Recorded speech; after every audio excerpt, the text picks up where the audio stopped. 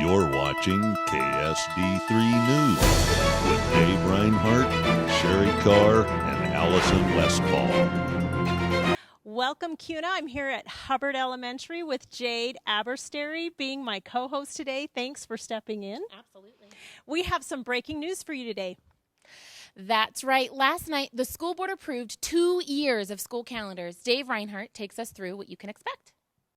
Last night, our Board of Trustees approved our calendar for the next 2 school years, 2020-21, and yes, 2021-22.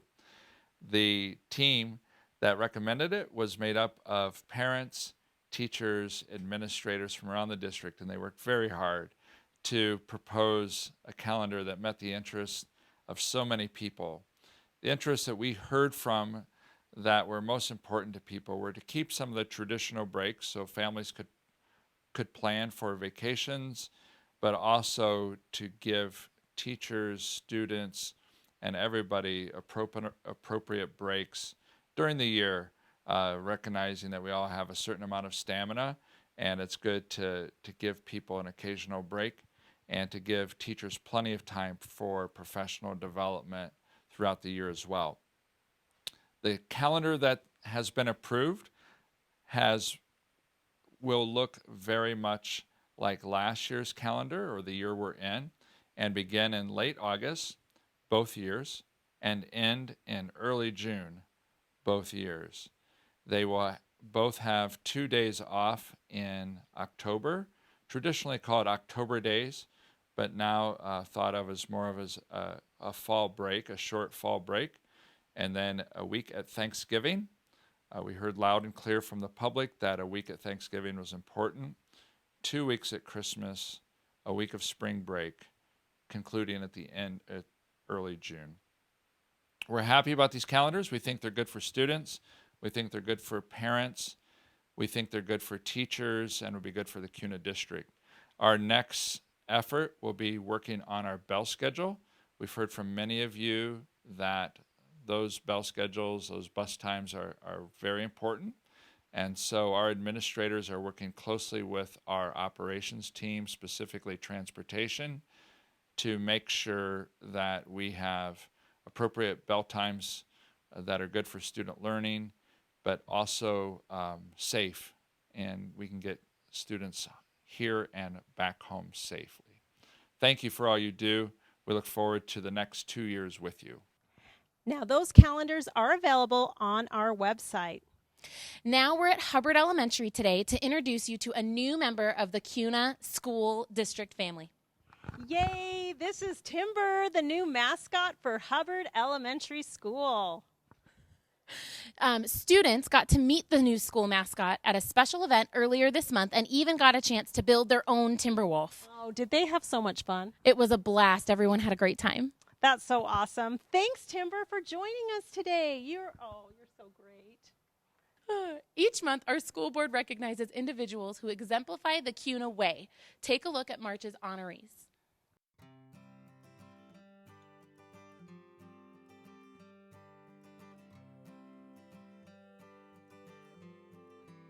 So I nominated Lori McCord from the Kuna Way Award simply because her dedication to our 7th graders this year is way above and beyond anything I've ever seen before. And it really is, it's inspiring and really meaningful towards the other people, her peers that work with her, in addition to the families and the parents.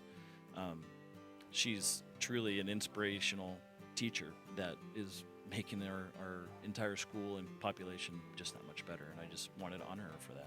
So Miss McCord has done an amazing job working with our math team and identifying, using the data from student scores and performance assessments in her class to identify, the different levels of performance for these kids, and then creating a system where students are getting their instruction at the levels that they need. And through the PLCs and the collaborative effort that we're doing, the teachers are able to identify even within the different subject areas. And she works with her colleagues and says, hey, I'm seeing that we've got students struggling in these areas, and because with math, you go into science, and they're always talking about different ratios, and like in this example about fractions, they're always utilizing those in other classes as well.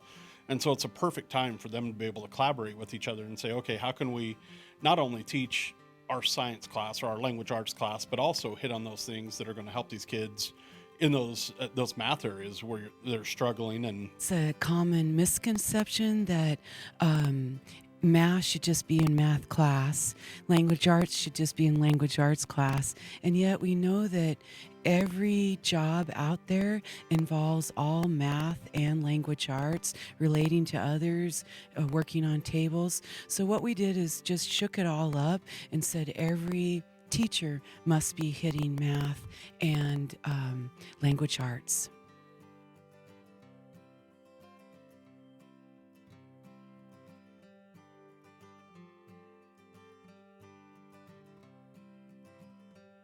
And so we were able to get sugar cookies, and we took the kiddos through some thinking about fractions and how they felt about themselves and their knowledge. And so those are actually hanging up in our hallway. They were in teams, and then they did some paperwork, which we used for data collection, so that we knew where to go from that activity.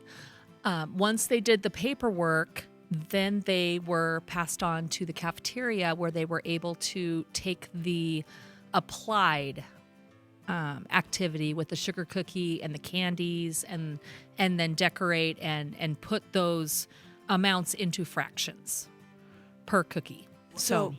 So our first activity, we could see, they're struggling still on fractions on a table or graphing fractions. So our next time is March 19th, and these are their rotations now, where they're going to make lemonade ratios, like a cup of water to a fourth cup of lemonade and sugar, and then they're going to have to double it and triple it. Then they go to the room where they're going to make it. And so they do their ratios, then they go to the experiment. And so we're so excited to see how much they grow out of this fraction day 2. And then we're hoping to see that same growth on the ISATs. Yeah, definitely.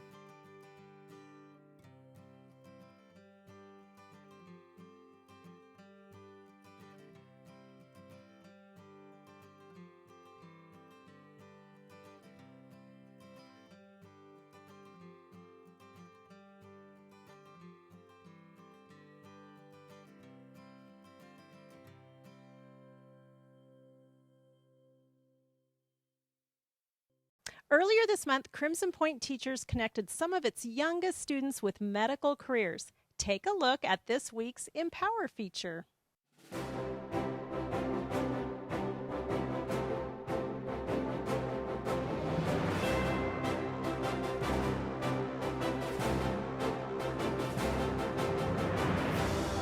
My name is Debbie Ryan, and I've been following some kindergarten classrooms on Instagram, and they do transformation days where we spend a day just pretending to be somebody and reviewing the skills we've been working on.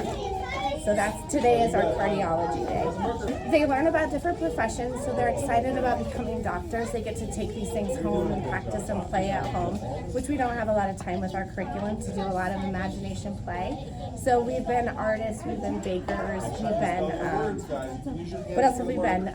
Just all kinds of different things. So once a month we take it aside so that we can just be somebody and learn about different professions.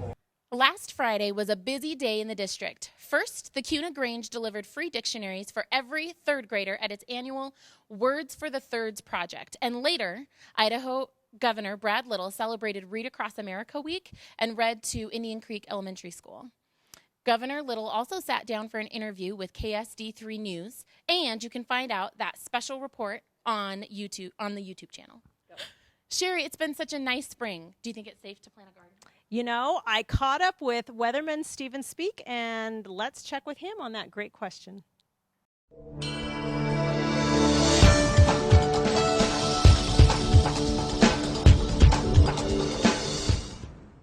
Greetings, cave dwellers. The weather has been unseasonably mild lately, you may have noticed, and it may continue in the same vein. But please, don't get carried away and start planting your vegetables and flowers outside because we're likely to get a cold snap. Thanks for watching, and we want to wrap up today with some reminders about some upcoming events. We'll see you next week on KSD3 News, and thanks, Jade, for being our host. Absolutely.